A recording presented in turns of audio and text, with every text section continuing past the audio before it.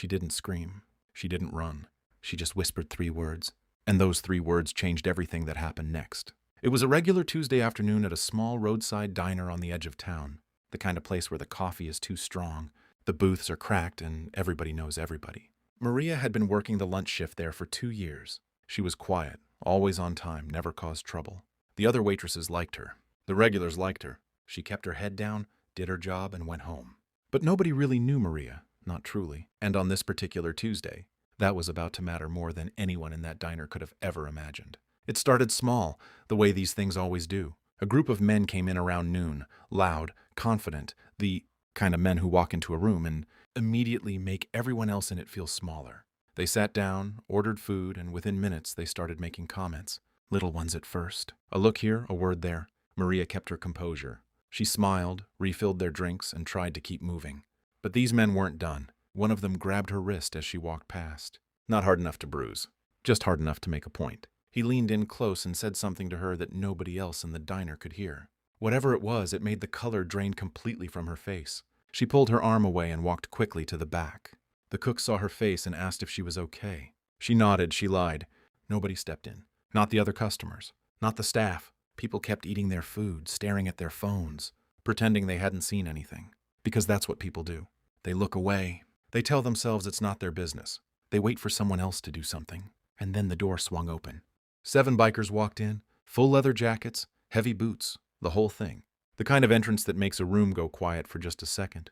They pulled 2 tables together, sat down, and one of them waved Maria over. She walked over slowly, pen in hand, trying to keep her voice steady. But the man who had grabbed her wrist earlier, he wasn't done. He called out something across the diner. Something ugly, something meant to humiliate her in front of everyone. And that's when one of the bikers looked up. His name was Danny. Big guy, mid-40s, beard down to his chest. He had a daughter about Maria's age. He looked at Maria. Then he looked at the man who had just spoken, and something in him shifted. He stood up slowly, not aggressively, just stood up. He walked over to the table of men and said very calmly, "You need to apologize to her." The man laughed. His friends laughed. They looked at Danny the way people look at someone they've already decided they're not afraid of. A mistake. Words were exchanged. Voices got louder. The diner, which had been humming along quietly a few minutes ago, was now completely still. Forks down. Conversation stopped. Everyone watching. And then the man stood up and got in Danny's face. He grabbed the front of Maria's shirt. She had walked closer trying to calm things down, and he pulled it to the side mockingly, like he was trying to make a point, like she was nothing. The bikers moved. Not to fight. They didn't throw a single punch. They just stood up, all 6 of them, and formed a wall between Maria and these men.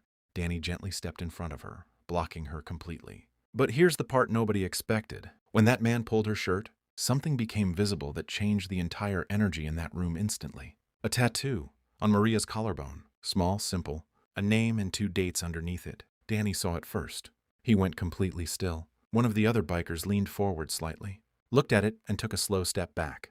The name on the tattoo was the same as the patch on Danny's jacket. It was the name of a fallen brother, a biker from their own club who had died 3 years earlier in a road accident. A man they had all loved, a man they still grieved. Maria looked at Danny. Her eyes filled up. She said quietly, "He was my father." The diner was so silent you could hear the ceiling fans spinning. Danny didn't say a word. He looked at the tattoo. He looked at her face, and then this massive, tough, leather-jacketed man, who had walked into that diner 20 minutes ago as a complete stranger, pulled Maria into a hug like she was family, because to him she was. The men who had been causing trouble didn't say another word. One of them put cash on the table. They left. Nobody stopped them. Nobody needed to. What happened next was something the other diner staff talked about for months. The bikers stayed for 3 hours. They ordered round after round of food and coffee. They tipped more than the bill. But more than that, they talked to Maria.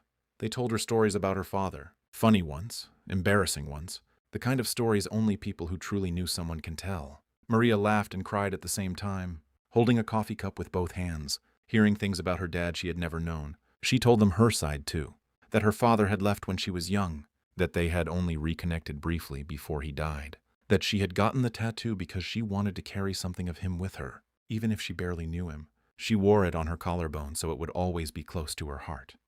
Danny told her that her father had talked about her, that he had a photo of her in his wallet, that in the last year of his life, reconnecting with her was the thing he was most proud of. Maria had not known that. She had spent 3 years wondering if she had even mattered to him. Now she knew. By the time the bikers got up to leave, they had exchanged numbers. Danny told Maria that if she ever needed anything at all, she had 7 brothers who would show up. She wasn't alone anymore. She stood at the door of the diner and watched them ride away. The cook came and stood beside her. He said, "You okay?" She nodded. And this time, she wasn't lying. Here's the thing about this story that stays with me. Nobody in that diner stood up for Maria, until someone did. One person deciding to act changed everything. Danny didn't know who she was when he stood up. He didn't know about the tattoo. He didn't know about her father. He just saw someone being treated badly and decided that wasn't going to continue. That's it. That was the whole decision. And because of that one moment, Maria found out her father had loved her. She gained 7 people who would protect her. And a diner full of strangers were reminded that sometimes the most intimidating-looking person in the room is also the kindest one. We spend so much time judging people by how they look. The leather jackets, the loud bikes, the big beards. We decide who someone is before they've said a single word. And then life does what it always does. It proves us completely wrong. Maria still works at that diner. Danny and his crew stop in every few weeks. They always sit in her section. She always knows their orders by heart. And on her collarbone, that small tattoo, the name of a man who loved her more than she ever knew, sits right where she put it, close to her heart, right where it belongs.